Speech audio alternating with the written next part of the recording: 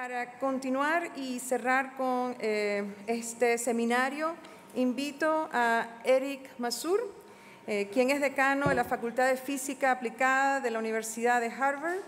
Y para que estemos al tanto, vamos a dar un espacio de preguntas y comentarios en el cual también podrán hacer preguntas a los expositores anteriores. Pues si ustedes hacen un Google del nombre de Eric, van a poder conocer no solamente toda su trayectoria en el área de investigación que lleva adelante en Nanophotonics, pero van a ver toda la extensa investigación que ha llevado adelante durante décadas en todo el tema de innovación en educación. Sin más que esperar, invito a Eric al escenario y la conferencia se titula Flat Space Deep Learning. Gracias, Eric. Es un placer para mí estar ante ustedes. Intentaré hablar despacio para que todos puedan seguir mi conferencia. Muchos de ustedes conocen el trabajo que yo he realizado en las últimas 3 décadas, dando de vuelta un poco el aula para tener una instrucción más basada entre pares. Y no ese es el tema de mi conferencia hoy día. Hoy voy a hablar acerca de algo que he estado haciendo en los últimos años y que no he en realidad difundido tanto porque es todavía nuevo y seguimos en el proceso de recabar datos. Hace un par de años atrás me di cuenta que lo que había estado haciendo era tomar un modelo roto de instrucción, por así decirlo, y tratar de emparcharlo para mejorarlo. Pero un mejor enfoque sería quizás retirar todo de la mesa y reformular y repensar completamente el enfoque a la enseñanza en vez de tratar de reparar algo que está dañado, que está roto. Es mejor reemplazarlo, pero jamás había tenido la oportunidad de hacer algo de esa índole. Hace 5 años, el decano de la Facultad de Ingeniería me ofreció la oportunidad de que me tomara un año libre y utilizar el tiempo que me dedicaba a dictar clases para reformular el enfoque de la enseñanza en forma completa y reformularlo y repensarlo en particular en cuanto a la enseñanza de la física a los estudiantes de ingeniería. Yo creo que por lo general lo que se hace es que se toma un curso que está dedicado a físicos y luego se simplifica para después impartírselo a los estudiantes de ingeniería. De todas maneras, ese año decidí primero visitar varias facultades de ingeniería para ver qué estaban haciendo para poder impartir física. Aprendí de otras mejores prácticas y también leí mucho. Uno de los libros que tuvo un inmenso impacto en mi forma de pensar fue este libro, con un título muy bello, que es Who Owns the Learning? ¿A quién le pertenece el aprendizaje? ¿Quién es el dueño del aprendizaje? El autor Alan November, a quien yo conozco muy bien, que es un consultor que trabaja con toda la educación básica y de enseñanza media, no superior. Pero el prefacio de ese libro, el cual compartiré con ustedes para que no tengan que comprar el libro, contiene una anécdota que tuvo un enorme impacto sobre mi forma de pensar. En el prefacio, Alan November cuenta algo que le ocurrió a los principios de la década de 1980, cuando estaba enseñando en un colegio de enseñanza media en Massachusetts, en una ciudad al oeste de Boston. En esa década fue cuando empezó todo el tema de la computación. IBM desarrolló el PC, Apple el Macintosh, y en el colegio en el que le estaba enseñando fue uno de los primeros colegios en Estados Unidos y quizás en el mundo de tener una sala de computación, un aula de computación. Nadie sabía qué hacer mucho con eso, pero la tenían. Alan November, si bien no era matemático ni se dedicaba a enseñar ciencias de computación, sino que era profesor de historia, a él se le pidió que estuviera a cargo de esta sala de computación. Y un domingo por la mañana recibió una llamada anunciándole que alguien había entrado a una especie de robar quizás a la universidad y que ellos querían que fuera a castigar a la persona que había hecho ese intento. Él vivía cerca del colegio, por lo tanto se subió al auto y fue al colegio. No era lo ideal para él para hacer un domingo por la mañana, pero fue al colegio, estacionó el auto y ninguna de las ventanas de la sala de computación estaban rotas. Ingresó a la sala, la puerta tampoco había sido violentada y abre la puerta, mira adentro y todas las computadoras estaban en su lugar. Solo había algo extraño. Un estudiante sentado frente al computador. Entonces él va y le dice, Gary, ¿qué estás haciendo acá? Y Gary lo mira y le dice, yo quiero aprender cómo programar computadores. Es en ese momento que Alan November se dio cuenta que si alguien quiere aprender, van a hacer lo que sea, incluso van a infringir la ley para poder aprender. Y en vez de castigarlo, él le dijo, bueno, llévate el computador a la casa.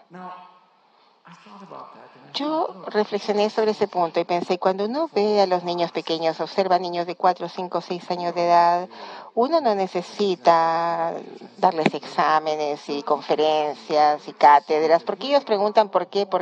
Son como esponjas. Todos nosotros nacimos para aprender. El cerebro humano está cableado de alguna manera para aprender. Y los niños pequeños preguntan y preguntan, piden explicaciones, por qué. Y en cierto sentido, todos nacemos científicos.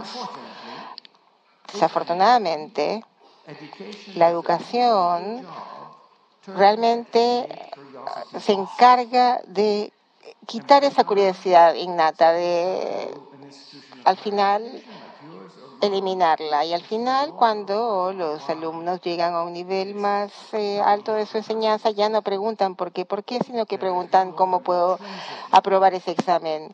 La motivación intrínseca de aprendizaje queda como eliminada. Obviamente que algunos siguen sintiendo esa necesidad, especialmente, bueno, si es un curso electivo.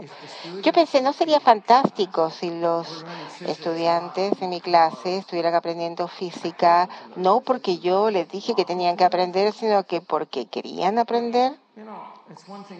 Una cosa es hacer eso con computadores, porque las personas se vuelven adictas a computadores, a los teléfonos y a la tecnología, pero ¿cómo hacer eso con la física?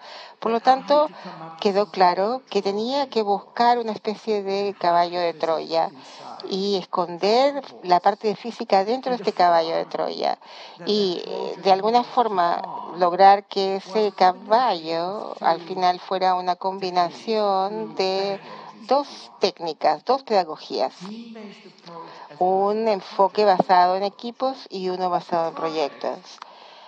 El proyecto consistía en la idea de entregar un objetivo más significativo a los estudiantes.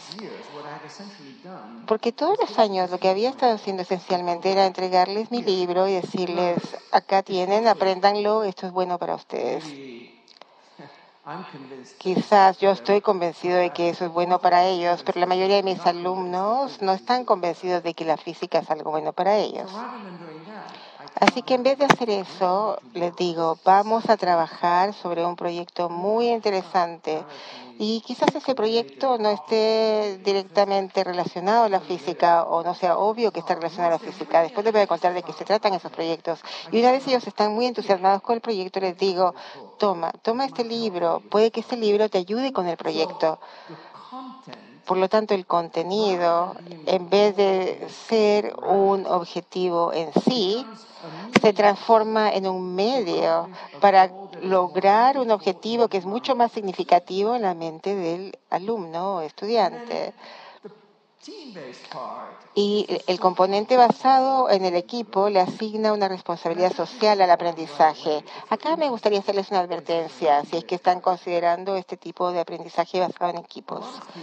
Muchas personas cuando pasan de un tipo de instrucción individual, uno a uno, incluso en grupos de mayor tamaño, y pasan a un aprendizaje basado en equipos y cometen el error de usar la misma malla curricular, el mismo material, lo que ocurre es que hay una ley básica para el aprendizaje basado en equipos. Es que hay que hacer cualquier tarea lo suficientemente difícil para que ninguna persona pueda resolverlo en forma individual por sí solo, porque si eso ocurre, los alumnos más avanzados en el curso van a decir, bueno, déjame que lo hago yo lo puedo hacer, y el resto van a estar muy contentos de dejar que los avanzados hagan todo el trabajo, y el alumno avanzado se va a sentir molesto porque al final están dando crédito a los alumnos que no hicieron nada y los otros no están aprendiendo tampoco. Por lo tanto, hay que hacerlo tan difícil para que ni siquiera los mejores alumnos de la clase puedan hacerlo y necesiten del otro, necesiten trabajar en el proyecto en conjunto para que así algunos alumnos no hacen su parte, los otros no van a estar contentos, generando así una presión social para aprender. Ya no solo que ellos son responsables ante el profesor, sino que si hay 5 personas en el equipo y cada vez que se reúnen yo llego 5 minutos tarde, ellos se van a sentir descontentos con eso y al final yo voy a sentir la presión de llegar puntualmente. Y eso es una motivación mucho más grande que la que consiste en hacer feliz al profesor. Otra de las cosas que yo tuve la oportunidad de hacer durante ese año fue usar ese diseño retrospectivo, por así decirlo, como ir para atrás en vez de ir para adelante, porque cuando uno está diseñando algo, uno tiene el contenido, entrega el contenido y después se evalúan a los alumnos. La idea de este backward design, este diseño hacia atrás, es empezar a pensar en el producto antes de pensar en los insumos, pensar cuál es el resultado de los cursos, qué es aquello que yo quiero que mis alumnos puedan hacer al final de este curso. Y una vez formulado ese resultado, uno se plantea la pregunta de cómo se va a medir, se van a medir esos resultados. Por lo tanto, de cierto sentido, uno piensa en la evaluación antes de haber diseñado el curso. Y lo último que uno hace, parece que mi clicker se está adelantando un poco, uno piensa qué es lo que va a hacer en el aula para poder maximizar ese resultado deseado. Por lo tanto, yo me esfuerzo mucho en diseñar esos resultados deseados. Después les voy a dar un link para que puedan verlos. Pero esencialmente yo tengo una lista de competencias generales, transversales. Por ejemplo, ahí vamos a ver análisis cuantitativo, cualitativo, diagnóstico, diseño. En realidad no son contenidos o son específicos a una disciplina, pueden aplicarse a cualquier curso, al suyo, al mío. Y después hay objetivos también generales. Y yo defino 4 que también son transversales a todo. Uno es el aprendizaje autodirigido. Yo quiero que mis alumnos puedan participar en un aprendizaje autodirigido, abordando sus propias necesidades particulares, evaluando su propio conocimiento y determinando cómo avanzar. Y el otro es el dominio, el lograr dominar los contenidos. Y el tercero tiene que ver con el trabajo en equipo efectivo. Yo formo a ingenieros, la mayoría de los cuales van a trabajar en equipos más adelante. La mayor queja de los empleadores es que los alumnos que han salido de una formación no pueden trabajar en conjunto. ¿Y por qué ocurre eso? Porque nunca los entrenamos para que lo hagan. Y el último punto es el profesionalismo, que tiene 3 subcriterios: la puntualidad, el estar involucrado, el compromiso y la ética. Les voy a dar después un enlace, un link para que puedan leer mucho más al respecto. Después hay una lista larga, 6 páginas de objetivos específicos a los contenidos, al contenido que estoy impartiendo en el curso. Y nuevamente, si ustedes quieren bajar el paquete para las visitas, ustedes pueden hacerlo. Acá está el URL, ahí está todo el material, incluso el programa de estudio y mucho más material que está disponible para ustedes. Entonces, yo había impartido clases por más de 25 años en un aula como la que aparece en la pantalla, un aula no muy distinta a esta aula magna. Imagínense ustedes de solo ver esa imagen se pueden dar cuenta que ese tipo de aula está enfocada completamente en la transferencia de conocimiento, está centrada en el profesor en esta clase. En este caso, todo el mundo está enfocado en mí, y aunque ustedes están sentados uno al lado del otro, en cierto sentido están aislados uno del otro porque no tienen oportunidades de hablar, porque si lo hicieran estuvieran interrumpiendo la clase, interrumpiendo la clase. Por lo tanto, yo decidí que este no era el lugar adecuado para enseñar. En vez de estar centrado en el profesor, el aprendizaje debería estar centrado en los alumnos. Tomamos una sala, una biblioteca antigua, y la transformamos a nuestra pinta. ¿Se dan cuenta acá? Esta parte de la economía. Por ejemplo, ustedes no vendrían aquí simplemente por entretenimiento, para venir a trabajar. Yo pensé, si uno quiere crear un sentido de propiedad sobre el aprendizaje, hay que tener un espacio en donde los alumnos quieren estar. Hay que crear un espacio que sea el espacio de ellos en vez del espacio del profesor. Por lo tanto, al final terminamos con este diseño que nos resultó bastante económico, porque en realidad no incluimos nada de tecnología. Mantuvimos las ventanas, por ejemplo, ustedes ven un lado de ventanas, pero hay ventanas por todos lados. Es un lugar muy iluminado, muy linda sala. Y para resolver el problema de que no teníamos pizarra, colocamos unas pizarras móviles. Y para sacar esta foto yo tuve que sacar todas las pizarras, porque si no solamente hubieran visto las pizarras, lo cual es fantástico porque significa que aún como profesor, si uno quiere dar una cátedra, no lo puede hacer, porque no solo la mayoría de los alumnos están de espaldas, sino que el 80% va a estar detrás de una de las pizarras.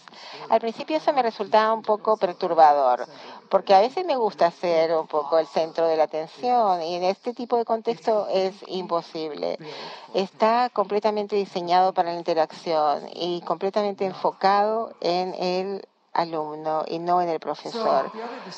La otra decisión que yo tomé es no dar ningún tipo de cátedra, y que no habrían exámenes. El tema de las cátedras, bueno, era por el tema de esta enseñanza entre pares, y después me convencé que no iba a dar ningún tipo de cátedra. Y también decidí eliminar cualquier examen de alta consecuencia. No quiere decir que no exista evaluación, hay muchos tipos de evaluaciones, pero es una evaluación continua, y la mayoría está centrada en la retroalimentación para los alumnos, para que así ellos puedan hacer algo para mejorar su aprendizaje.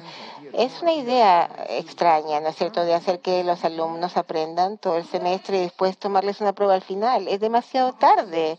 ¿Cómo pueden mejorar los alumnos su aprendizaje si solamente escuchan retroalimentación de cuánto aprendieron después de haber aprendido? Uno debería tener una retroalimentación permanente. Si ustedes quieren aprender más al respecto, a mí me encanta este tema, pero no tengo tiempo ahora. Pero en YouTube hay una charla que yo imparto que se llama Evaluación, el asesino silencioso del aprendizaje, en donde yo enseño de forma más explícita, porque yo estoy en contra de ese tipo de exámenes de alta consecuencias. Yo empecé con esta sala hace unos 28 años atrás, y obviamente ese modelo después se empezó a utilizar. En la clase tradicional, a los alumnos se les expone el material en clase y luego se los envía a sus hogares para que encuentren el significado de la información. ¿Cuál de los dos pasos es el más difícil? Pregunto yo. ¿Cuál sería la transferencia de la información? ¿La exposición al tema? No, es el segundo paso. Sin embargo, como profesores, nosotros nos pasamos todo el tiempo haciendo el primer paso, dejándole la parte más difícil a los alumnos. Deberíamos dar vuelta a eso, invertirlo, y hacer que los alumnos sean responsables de la primera exposición, para que así en el aula nosotros como profesores podemos ayudarlos a asimilar esa información. Y después esa idea se fue como adoptando. Por lo tanto, hay 3 partes del curso que a mí me gustaría abordar, algunos en más detalle que otros. Primero, la transferencia de información. ¿Cómo se hace eso? Si no hay cátedras, ¿cómo se logra que los alumnos hagan algo? El segundo tiene que ver con los proyectos. ¿Cómo se diseñan proyectos de tal manera que los alumnos toman propiedad de su propio aprendizaje? Y en último lugar, si se diseña este tipo de aula, ¿qué se hace cuando uno enfrenta a los alumnos en la clase? Eso van a ser las 3 partes de mi conferencia. Hemos eliminado esto. Hay que hacerlo fuera del aula. Hasta que yo diseñé este curso, no había pensado en eso. Le digo a los alumnos, vea un video, lea un libro, porque ahí uno piensa en cómo hacer lo mejor de esto. Pero después hay que pensar, toda tu carrera, tu energía es hacer que el aula se transforme en un lugar más social, donde haya interacción entre los alumnos. Pero lo que tú haces es que también tienes que hacer un componente social fuera del aula. Diseñamos una plataforma de aprendizaje social que le llamamos Perusal. Pueden buscar en perusal.com. Ahí nosotros podemos garantizar que todos los alumnos están preparados para cada clase. Es en cierto sentido como un lector electrónico, es como Facebook, Twitter, hay una ventana para chat. Los alumnos que se conectan con Facebook están conectados también con Perusal. Y uno estudia un libro o un texto en conjunto, en línea. Se responden las preguntas mutuamente. Y también plantean preguntas para el instructor. Utilizamos el Machine Learning para poder guiar a los alumnos en su comprensión. No tengo tiempo para poder explicar toda la plataforma, pero si visitan esa URL, si visitan la sección webinar, pueden poner su correo electrónico y periódicamente nosotros tenemos webinars. Entonces, ustedes ahí van a recibir un correo electrónico si viene un webinar. Vamos a ver datos interesantísimos sobre cómo utilizar esta plataforma. Garantiza que los alumnos se preparen para cada clase. Tenemos 150.000 alumnos en todo el mundo ahora que están utilizando de manera activa esta plataforma, principalmente en Estados Unidos, pero hay un par de otros países también donde hemos adaptado el algoritmo para que lidie con este lenguaje. Y tenemos convenios con editoriales, de forma tal que haya libros de texto también disponibles en la plataforma. Si están interesados, les invito a que ustedes sigan uno de los webinars. Vamos a hablar de la parte más interesante ahora, que no tiene nada que ver con tecnología, los proyectos. ¿Cómo uno diseña proyectos efectivos? Yo he aprendido mucho del Harvard Business School en cuanto a cómo diseñar proyectos. La Escuela de Negocios de Harvard, la Harvard Business School, durante 50 años ha enseñado a usar el método de estudios de casos. Habla el profesor, el alumno se prepara leyendo un caso y en el aula hay un diálogo con respecto a ese caso. La Escuela de Negocios de Harvard gana dinero al diseñar casos. No me sorprende que algunas de las universidades representadas en esta sala utilicen los casos de Harvard cuando se enseña finanzas, gestión, etc. Resulta que la Escuela de Negocios de Harvard tiene guías para diseñar casos eficaces. Y estas guías para diseñar estos casos son perfectas para diseñar proyectos. Hay 3, como dije yo. Bueno, pero antes de explicar las guías, voy a explicar la estructura más general. Al inicio yo pensé quizás podemos hacer un proyecto para todo el semestre, pero no se me ocurría cómo poder incluir todo el contenido en un solo proyecto. Por lo tanto, dividí el semestre en 3 meses y en cada mes había un proyecto. Los alumnos trabajaban en equipos para el proyecto. Pero es una nueva forma de formar los equipos para cada proyecto. Por ejemplo, si los 5 de nosotros trabajamos en el proyecto 1, no van a trabajar juntos en el proyecto 2, 3, 4, 5, 6. De esa manera le podemos dar un feedback al final del proyecto 1 y yo puedo aprender de mi feedback y comenzar un nuevo ciclo de cero con personas que no tienen antecedentes preexistentes, o sea, para ir aprendiendo. Acá tenemos las 3 guías a las que hago alusión. Simplemente reemplacé la palabra caso por proyecto. Para ser exitoso, el proyecto debe requerir aplicación práctica de las habilidades. En la escuela de negocios, si hay un curso de finanzas, ¿qué tipo de habilidades uno quiere que tengan los alumnos ahí? Bueno, que puedan determinar cuál es la categorización de la empresa en el mercado, o bien el precio de una oferta pública inicial en la bolsa, por ejemplo, para una empresa. Esto es fácil de traducir a la física. Uno quiere que los ingenieros puedan usar las leyes de la física y la física en general para poder diseñar edificios sólidos, puentes sólidos. La segunda parte es, para tener éxito, el caso debe estar vinculado a problemas del mundo real. La manera que lo hacen en la escuela de negocios es muy simple. Toman casos reales de la prensa, como digamos el Wall Street Journal, y cambian el nombre de las empresas. Les ponen nombres ficticios para que los alumnos no busquen en Google cuál es la capitalización o cuál es el precio en la bolsa, etcétera. En la física es un poco más difícil. Claro, en la física tiene que ver con el mundo real porque describe fenómenos que ocurren en torno a nosotros. Pero si uno entra a un laboratorio de física, se ve todo tipo de equipos.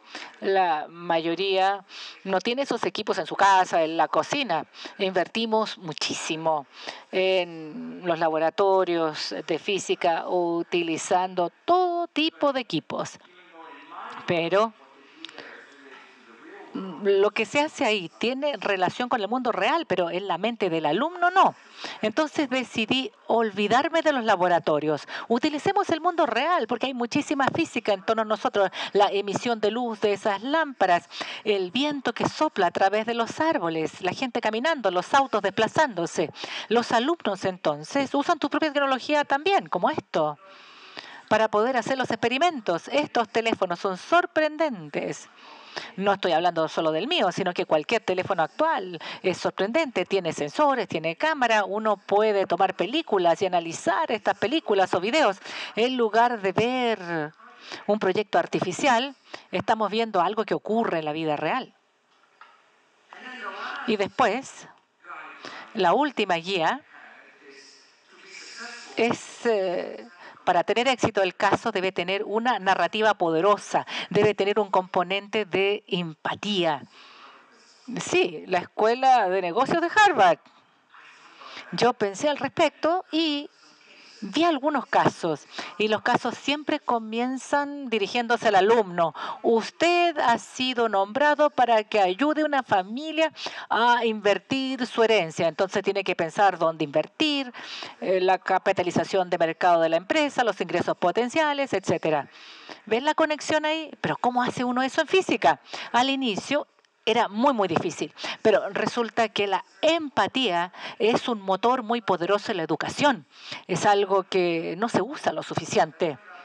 Resultó que quizás esa era la parte más importante del diseño del proyecto.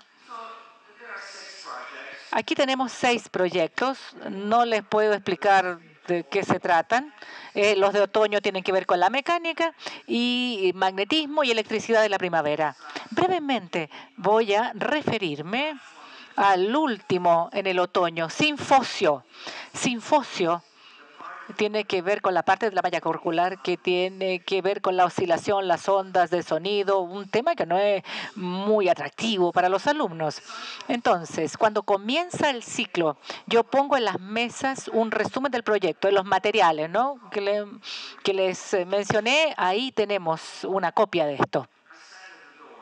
Me pongo en la puerta con una lista, nombre, grupo, y a medida que entra el alumno, no, tú estás en la mesa 4, tú estás en la mesa 5, 6. O sea, apenas entra el alumno, se le indica su mesa y ahí está como un resumen donde está el contenido del proyecto, los recursos disponibles, las expectativas y también los criterios de evaluación.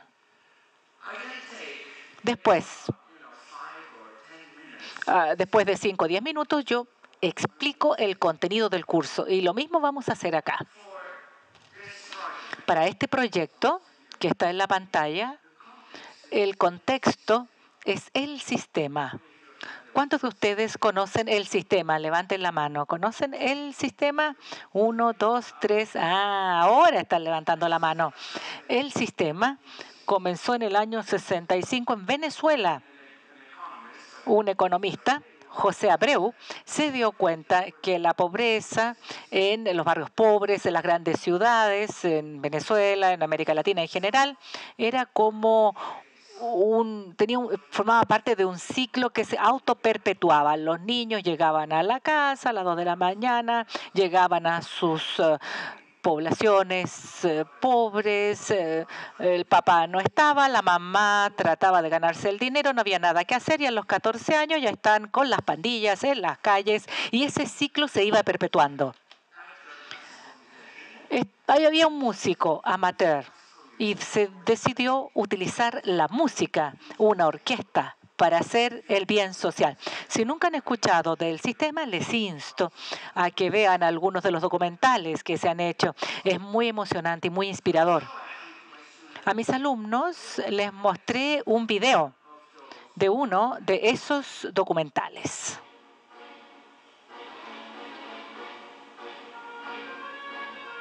Hace 36 años, Antonio Abreu juntó a un puñado de niños y les dijo, hagamos música. El sistema nació. La visión del maestro Abreu era que la música se debe ver como un servicio social. Desgraciadamente, no tenemos audio en la cabina para poder traducir. Como ustedes vieron, hay más o menos 500.000 de niños en Venezuela en orquestas y ha generado músicos muy famosos. Gustavo Dudamel, que ustedes vieron, y que ahora es el director de la Filarmónica de Los Ángeles, es producto del sistema. El éxito ha sido maravilloso.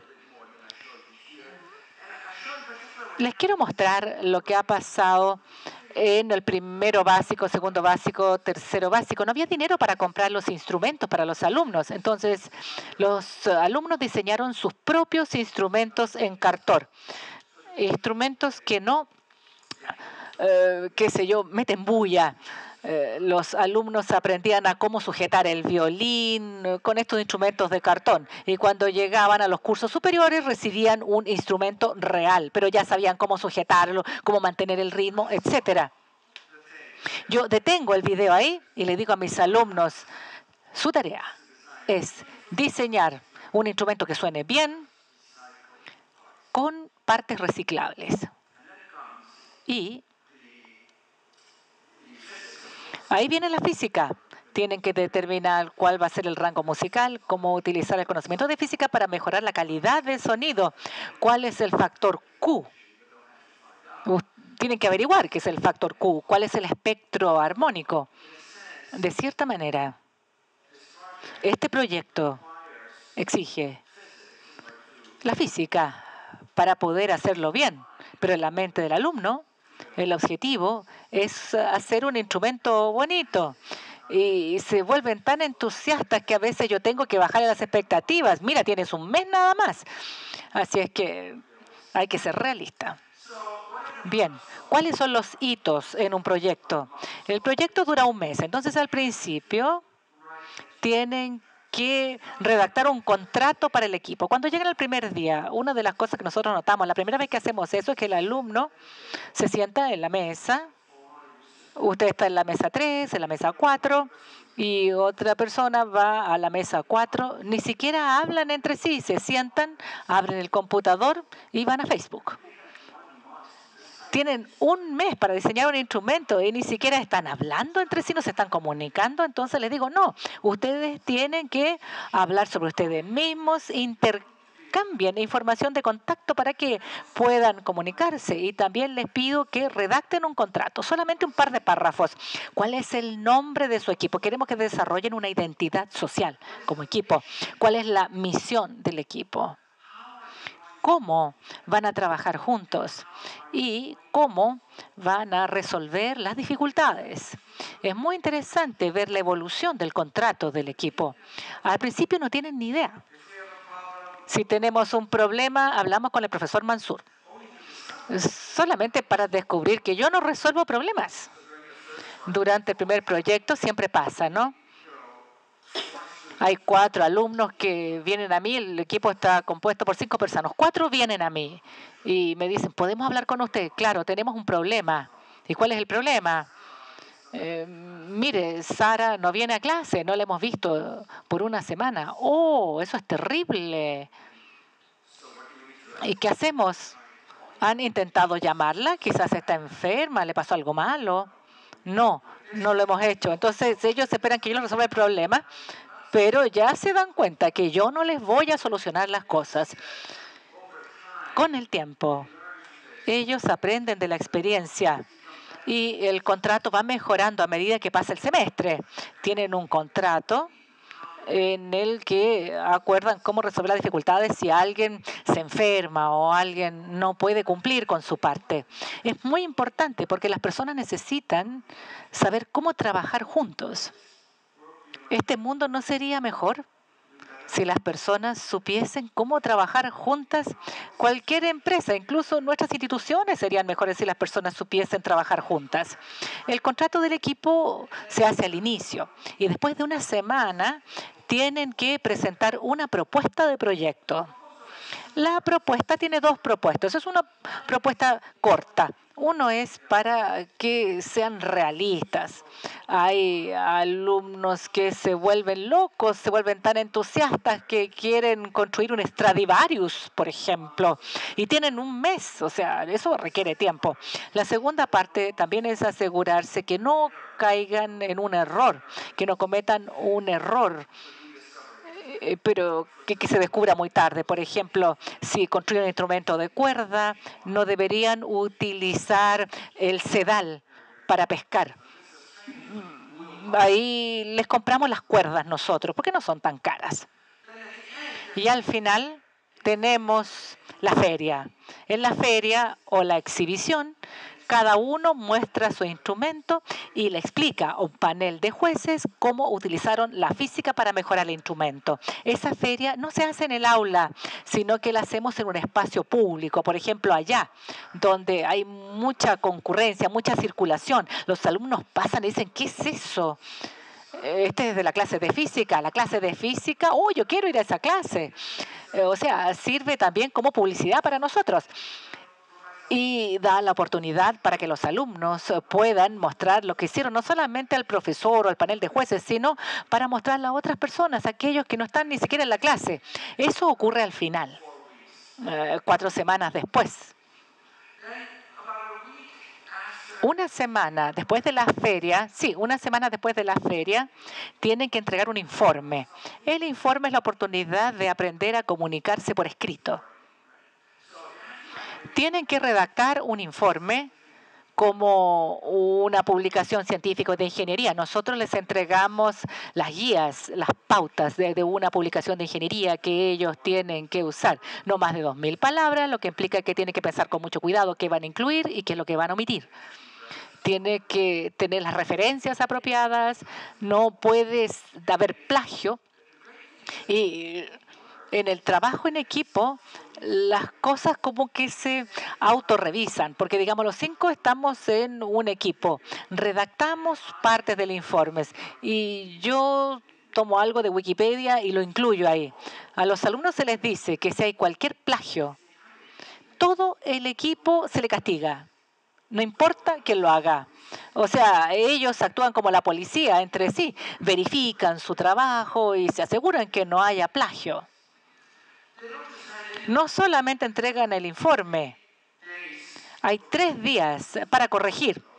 Igual como un journal, una revista científica. Alguien lo revisa y dice, tienes que mejorar esto, lo otro, tiene la oportunidad de poder mejorar a partir del feedback. Finalmente, hay una evaluación por equipo, por pares y autoevaluación. Este es el dilema del prisionero. Tienen que retroalimentarse mutuamente y tienen que hacer correlaciones cruzadas. Supongamos yo no hice lo que tenía que hacer, pero yo pongo ahí, sí, yo hice lo que tenía que hacer.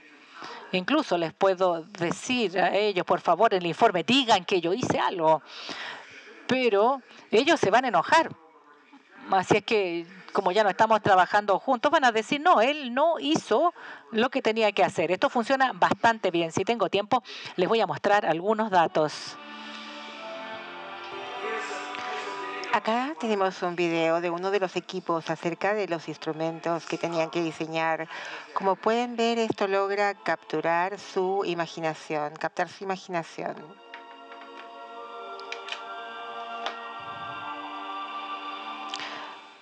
El capacitador de flautas. Nosotros creamos esta flauta 100% material reciclable, con cinta para cañerías. Lo diseñamos en esta forma para que pudiera ser apreciado de varios vértices. El sonido no es ideal para poder hacer una interpretación fiel.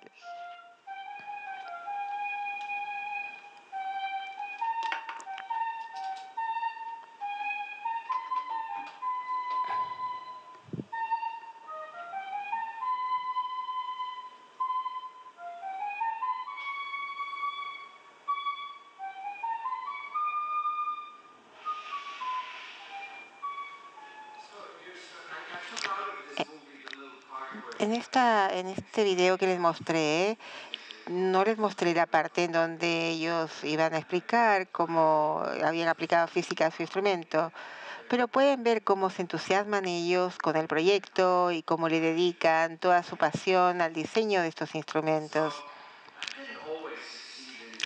No siempre tuve éxito cuando traté de incluir la empatía en este tipo de proyectos, pero parece que está avanzando más rápido la presentación.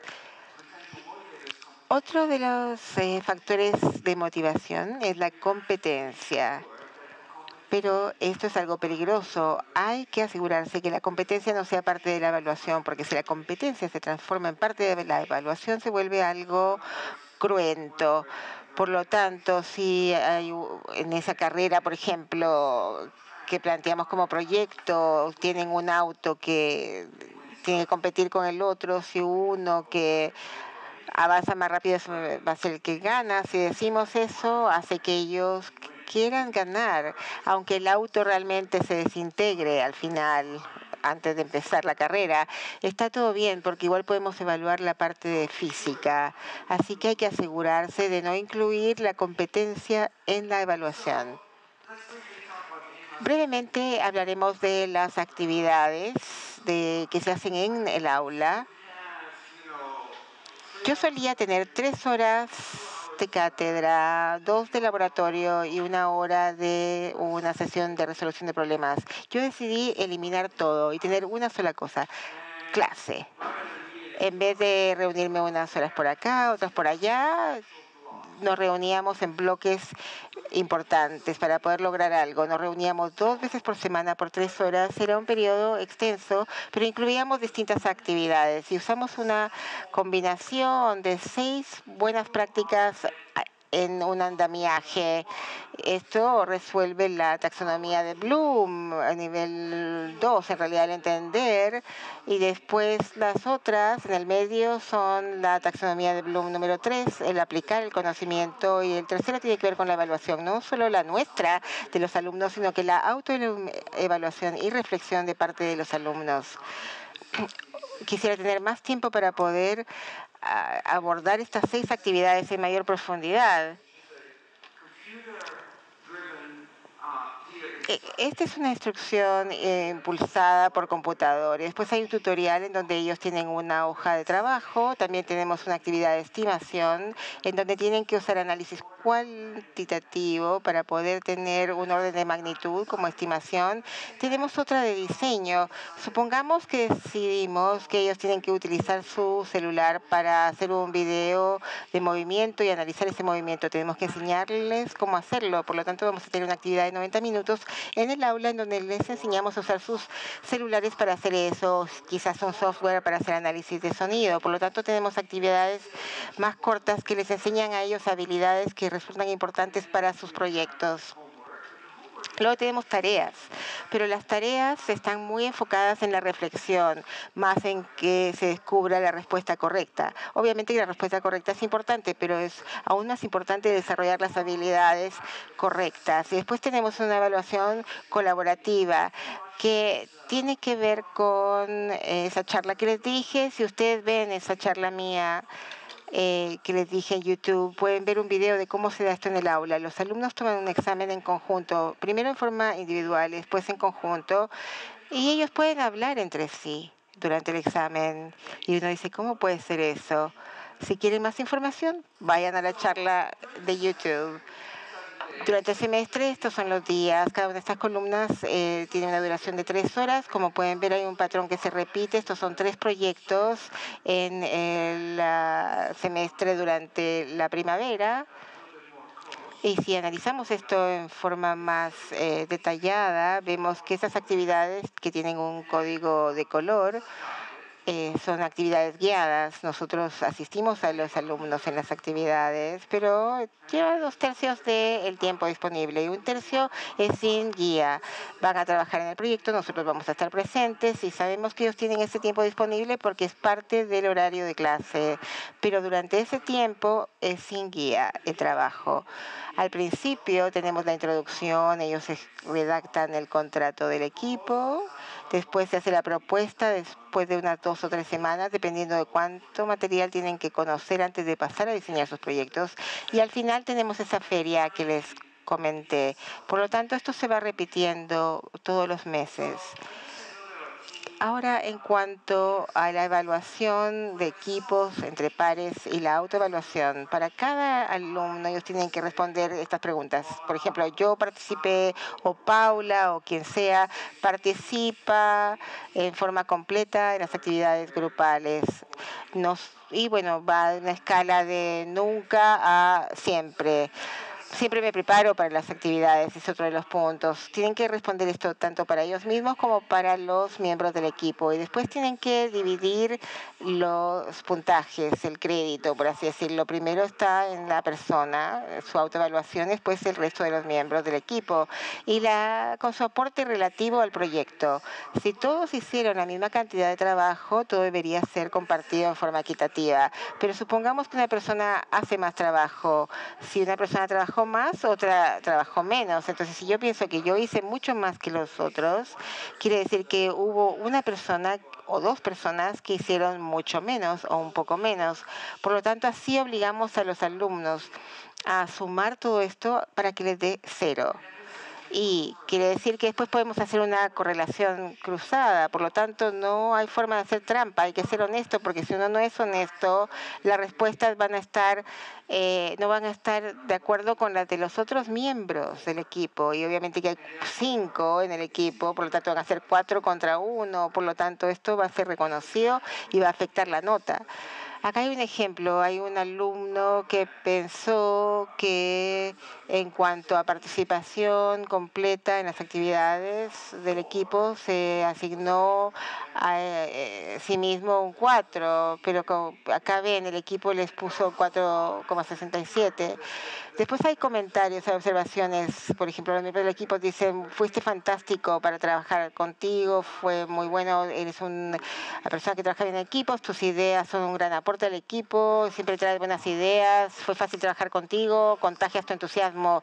Y un comentario es, sentí como que podía comunicar mis ideas efectivamente, aunque hayan sido equivocadas, pero igual eran buenas para la discusión. Acá hay otro alumno que no le fue tan bien. Los otros miembros le dijeron, yo sugeriría que fueras más, que respondieras más durante el proceso. Otro dice, no participas en las actividades, no te comprometes con las actividades. Era difícil de entender qué era lo que pensabas en realidad acerca de una idea o proyecto y deberías poder saber distinguir lo que es factible de lo que no lo es. Esta otra parte de evaluación me la voy a saltar porque quiero dejar tiempo para la discusión. Por lo tanto, me voy a adelantar un par de diapositivas, solo algunas. Quiero referirme brevemente acerca de los resultados. Estos son los resultados del curso. Les mostraré algunos datos. Acá tenemos el presemestre, el primer día de clases y después el último día de clases. Y eso tiene que ver con el conocimiento de contenidos. Y como pueden ver, es la misma prueba que se da. No se pone a prueba todo el currículo, sino que simplemente da parte, pero pueden ver nuevamente si eso se compara con el curso que impartía yo antes en la forma tradicional, se dan cuenta que lo que se aprende es bastante similar. Ahora, en cuanto al puntaje en habilidades de resolución de problemas tradicionales, acá tenemos AP50, que es el curso nuevo, y acá tenemos el curso anterior, que se hacía de una forma tradicional, tipo cátedra, y como pueden ver acá son casi iguales. ¿Qué significa esto? Significa que el cambio no ha sido a costa de sacrificar el dominio del contenido. Mis alumnos siguen aprendiendo lo mismo que yo, que aprendían antes de que yo hiciera este cambio. Pero los alumnos aparte aprenden a aprender. Miren esto, acá muestran los datos de ese sitio web que se llama Perusal. Acá tenemos la cantidad de capítulos que ellos no han visto durante el año. Ellos tienen que leer 17 capítulos antes de venir a la clase. Este gráfico sigue indefinidamente y no hay ningún alumno que no haya leído nada, para nada. Acá el semestre más reciente es el que aparece en negro. En el primer semestre hubo un alumno que no leyó 6 de 17 capítulos, pero cuando mejoramos el algoritmo hay uno solo que se perdió 4. 70% leyó todos, es decir, no se saltó las lecturas. A mí a veces me pasa eso también. Puede ver que hay alguien que se haya enfermado o que haya faltado, pero si uno suma todo esto hay un 95%. Yo creo que eso es lo más cercano que uno puede lograr, ¿no es cierto? Y esto lo hicimos recabando datos de colegios muy distintos, en lugares en donde los alumnos, aparte de estudiar, trabajaban y los resultados fueron muy similares. También pasan mucho más tiempo de lo que pasarían. Ellos dijeron que esa aplicación de Perusal y el sistema de anotación es mucho mejor que leer un texto en forma tradicional, que han leído por horas y horas y no se han aburrido. ¿Por qué? Por la interacción social que se da. El tiempo que ellos dedicarían a Instagram o Facebook, al final se lo dedican a Perusal, interactuando entre sí con el contexto de ese libro que están leyendo. En cuanto al trabajo de equipo, quizás no tenga todo el tiempo que necesito para explicarles, pero les quiero dar datos cualitativos. Un alumno acá dijo que estamos muy comprometidos de hacer nuestra parte, así que cuando alguien sabe más que los otros, se presta para voluntario para hacer más que los demás. ¿No les gustaría a ustedes que sus colegas pensaran de la misma forma cuando están trabajando juntos? Otro dice, yo creo que el hecho de que todos teníamos experiencia de trabajar en grupos como este me resultó muy útil. Esto fue en un proyecto posterior, especialmente porque teníamos menos tiempo para generar una identidad de equipo debido al plazo más corto que teníamos para este proyecto. El proyecto de los instrumentos musicales era solo 3 semanas en vez de 4. Les aclaro, todos reconocimos las fortalezas y debilidades de cada uno sin tener que estarlas declarando y creo que todos capitalizamos sobre eso a través del proyecto. En cuanto al sentido de propiedad, es bastante alto, de 3,9 a 4,2. Y este no es un curso de los elegidos, es uno de los obligatorios. Y en cuanto a esto, dicen, la estructura de esta clase hizo que uno de los ramos que menos me gustaban se transformara en mi predilecto.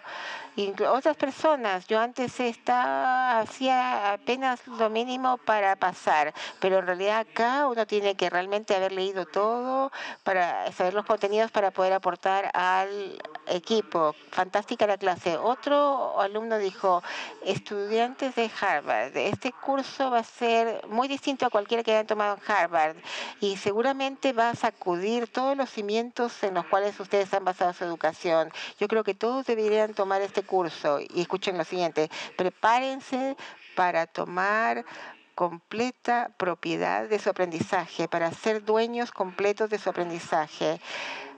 Yo no había mencionado este sentido de propiedad a mis alumnos. Yo tenía un objetivo de diseño, como que esto, ¿no? Pero no se los había verbalizado a los alumnos, este tema de el tomar propiedad de su aprendizaje. Así que cuando esto lo plantearon esa evaluación, a mí se me puso la piel de gallina cuando lo leí, porque fue como increíble, por lo menos uno de ellos dijo eso.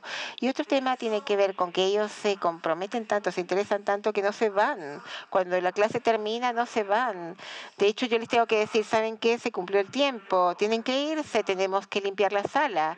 Así que esto es muy sorprendente. Me gustaría terminar con esta imagen. Miren a estos alumnos, esto es durante una feria. Ellos tenían que crear una caja fuerte que tenía que cerrarse con principios de magnetismo. Y durante la feria los alumnos pasan de caja fuerte en caja fuerte y tienen que hacer ingeniería inversa a la caja fuerte de cada uno y para ver cómo fue que lo lograron. Y miren las caras, no están posando, quizás ni siquiera sabían que había alguien sacando fotos. Ellos realmente están sonriendo porque lo están pasando bien, están divirtiéndose, tratando de abrir esta caja fuerte en 8 minutos. Por lo tanto, ustedes pueden ver que en cierto sentido uno puede crear ese sentido de propiedad con respecto al aprendizaje de física. Y créanme, si lo pueden hacer con la física, lo pueden hacer con cualquier tema. Y pueden hacer que esto sea divertido, entretenido nuevamente. De hecho, la palabra entretenido apareció en las evaluaciones de los alumnos una y otra vez más, una y otra vez. Yo jamás había visto esa palabra, entretenido, divertido, en mis evaluaciones, como acá que dice un alumno, uno sale con tanto conocimiento y experiencia y lo ha pasado tan bien. Me gustaría invitarlos entonces a ustedes, si es que vienen a Boston en algún momento, de venir a mi clase de visita. Y yo les prometo algo, una cosa, que después de observar mi clase por un par de horas, van a salir de ahí pensando, Eric Mazur enseña kinder, enseña a nivel preescolar. Y yo me siento feliz porque exactamente es eso lo que yo creo que debe ser.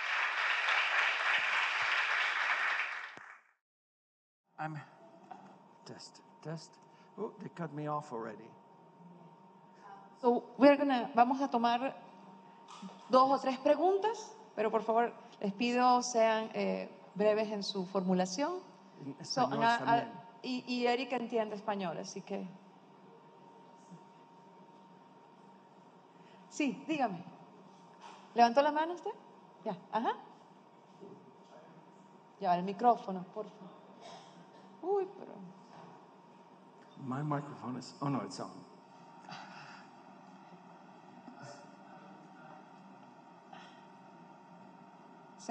¿Se puede levantar, por favor?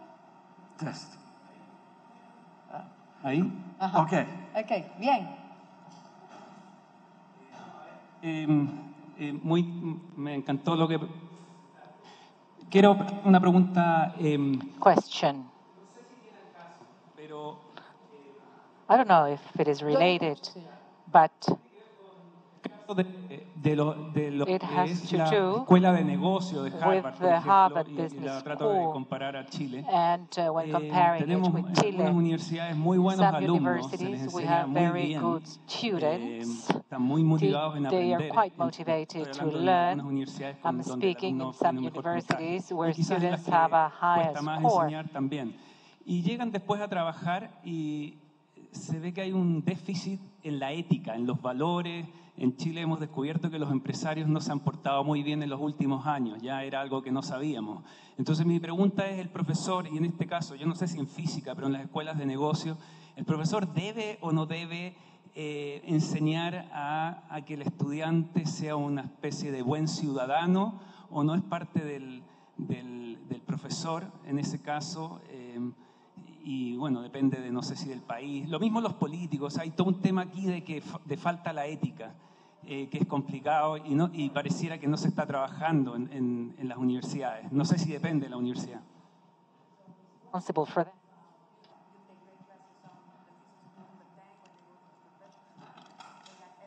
Yeah. Right. I think it's a very big responsibility. Yo creo que es una gran responsabilidad. Por eso, explícitamente he incluido la ética en el curso. Y si bajan el programa de estudios y las rúbricas, hay algunos ejemplos de rúbricas ahí también. Que el grupo tome decisiones éticas es muy importante. Y si uno de los miembros del grupo hace cosas que no son éticas, eso afecta al grupo completo. Por eso el grupo se cuida entre sí. No, ser un policía no es una palabra correcta, pero ustedes entienden. El grupo se asegura que cada uno de los miembros del equipo siga siendo profesional y ético. Tenemos la obligación de enseñar eso. Nos focalizamos muchísimo en el contenido. Pero el contenido es irrelevante. Bueno, no completamente irrelevante, pero como usted y yo sabemos, cuando uno pasa a la parte profesional, constantemente tiene que ir adaptando el contenido a las exigencias de su trabajo. Cosas como habilidades comunicacionales, trabajo en equipo, la ética. Bueno, normalmente nos enseña, pero eso es transferible. Tenemos una enorme obligación de enseñar eso. Y creo que es muy importante que todos nosotros incorporemos eso en el plan de estudios. Si quieren más detalles sobre cómo yo lo hago, por favor, bajen el material. Una pregunta políticamente incorrecta, pero que es importante ponerla. Usted dijo que esto tiene costo cero, pero la realidad es que una sala como esta caben muchísimos más alumnos que en una sala con ese tipo de mesa. Y lamentablemente también para algunos profesores tienen una clase predefinida y simplemente le ponen play o tienen una serie de PowerPoint y simplemente lo repiten todos los años. Y esto requiere mucho más trabajo de los mismos profesores. Eso también implicaría que la institución debería invertir más en esos profesores, pagarles más por preparar más las clases y por lo tanto también, si bien usted dice muy simplemente no tiene mayor costo, la realidad sí tiene. Entonces también, ¿cómo se enfrenta esa realidad costo-efecto? Cost effectiveness. Lo que él habla es el costo, ¿verdad? Usted dice costo cero. Si están interesados en el aprendizaje basado en equipo, que fue una de las ideas del curso, me olvidé dar una URL que es team-based-learning.org. Hay muchas instituciones en todo el mundo que están implementando el aprendizaje basado en equipo y algunos usan una sala como esta. No es lo ideal. No es lo ideal porque la arquitectura no es ideal. No obstante, es factible. Yo he visto personas que se sientan en los pasillos, en el piso, etcétera. O sea, es posible. Pero ojalá que a medida que nuestras instituciones comiencen a plantearse el desarrollo de nuevas clases, no se construya esto en forma de teatro, sino que hay un espacio para poder trabajar de manera colaborativa. ¿Y qué ocurre con el esfuerzo del profesor? Eso es una parte muy importante. Yo sé que cuando yo comencé a enseñar en Harvard y preparé mis primeras clases, yo invertí una gran cantidad de trabajo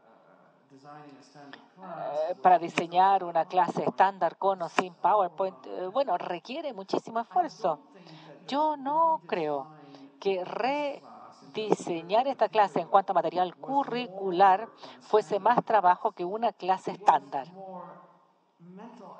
Fue un esfuerzo mental, eso sí, porque tenía que pensar en cuanto a liberarme de las restricciones. Tuve que dejar volar mi imaginación. Al principio pensé, ¿cómo voy a poner la ética y la empatía en la física? Porque yo nunca me lo había planteado antes. Eso me costó esfuerzo mental. Pero en cuanto a la cantidad de tiempo, la energía que invertí en el diseño de ese curso,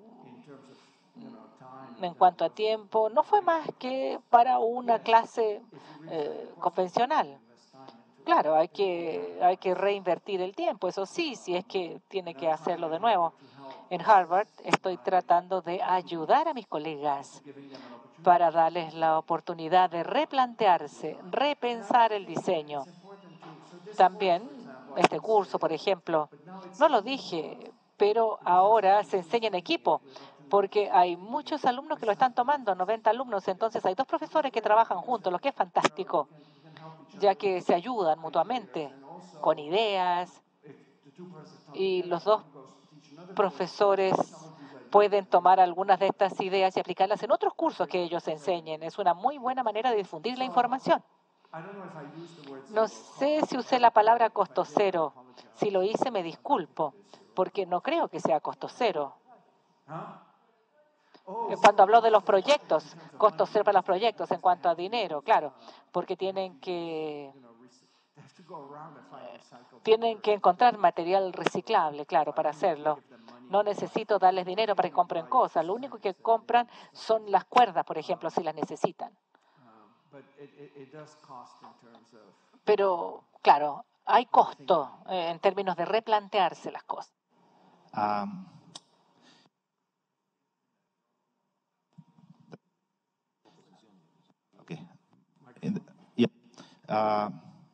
How professors can get involved massively in participar de manera masiva los profesores en este tipo de cursos.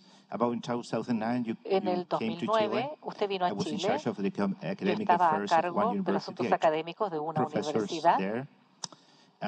Usted habló a los profesores allá. Estaban muy entusiastas con respecto al aprendizaje entre pares y todo eso.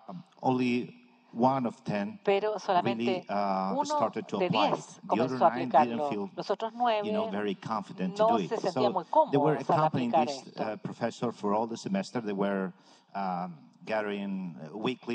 Se juntaban los profesores de manera semanal.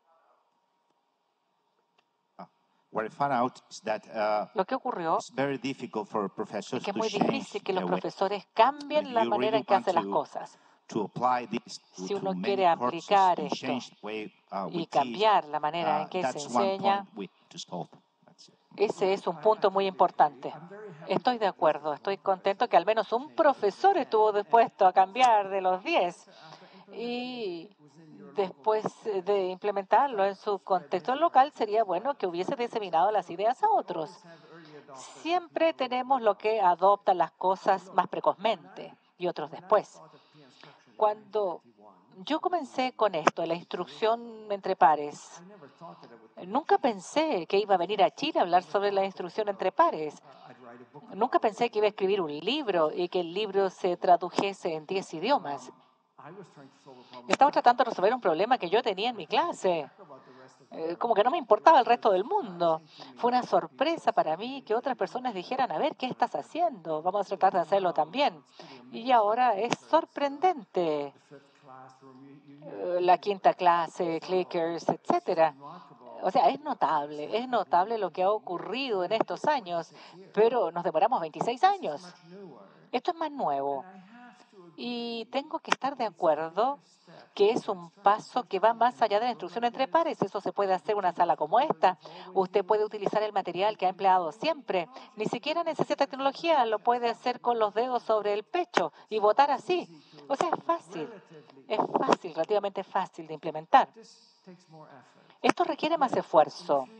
Pero los pocos años que lo he estado haciendo, hay otras escuelas que han comenzado a implementarlo, no solamente en la física, sino en ciencias ambientales, etcétera.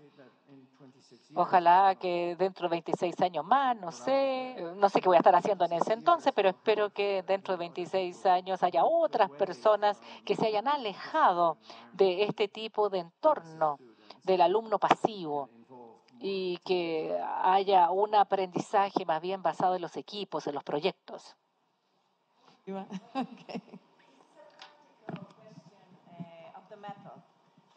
Es una pregunta con respecto al método que tiene. ¿Cómo escoge a los alumnos para los equipos? Esa es una muy buena pregunta. ¿Cómo se escogen los alumnos para los equipos? Resulta que estamos haciendo investigación en cómo nosotros formar equipos efectivos. Google ha hecho mucha investigación sobre cómo formar equipos y encontraron que no es fácil. Hay una cosa que se correlaciona y es la empatía. Si las personas se conocen a nivel personal es mejor, pero dicho eso, hay algunas restricciones que ponemos en los equipos. Les damos a toda la clase cuestionarios el primer día de clase. Vemos el conocimiento con el que vienen, vemos la actitud que tienen hacia el aprendizaje. Hay un espectro, ¿no? Algunos que aprenden de manera dirigida ellos mismos, otros que esperan que se les dirijan los profesores, algunos alumnos que prefieren que los tomen de la mano, otros se arremangan para trabajar. El equipo de 5, bueno, normalmente hay algunos que piensan igual, no. Esperamos que sea variado el equipo en cuanto a lo que piensan. A veces el conocimiento con el que vienen está concentrado en algunas personas. Nosotros tratamos de que los equipos sean variados y también vemos la parte de género. La física y la ingeniería tienden a ser dominados por los varones. No queremos que haya 4 hombres y una mujer en un equipo. Tampoco queremos que los equipos sean solamente un género. Los equipos que son de un solo género son los que les va peor, si son todos hombres o todas mujeres. Tampoco queremos un equipo en que haya una mujer y 4 hombres. Usamos un algoritmo. Ingresamos datos, ponemos las restricciones y ahí salen los equipos. A veces necesitamos incluir restricciones que uno no piensa que son importantes en la clase de física. Por ejemplo, para el proyecto de música, tenemos que saber cuál es el conocimiento que tienen los alumnos de música. Uno no quiere un equipo en que nadie nunca jamás haya tocado algún instrumento y que el otro equipo sean músicos amateur. Hacemos una encuesta de los alumnos y les preguntamos si tocan instrumentos, si saben cómo leer música o ninguna de las anteriores y distribuimos el talento musical entre los equipos. Es muy importante diseñar los equipos y distribuir los equipos en distintas dimensiones. Y lo otro es dar la oportunidad de que los equipos decidan cómo trabajar juntos y conocerse entre sí. Gracias. Muchísimas gracias y nuevamente, señor rector, gracias por recibirnos en Mr. su casa. President, thank you for receiving us, and thanks to you, Planner, for holding this event. Thank you very much.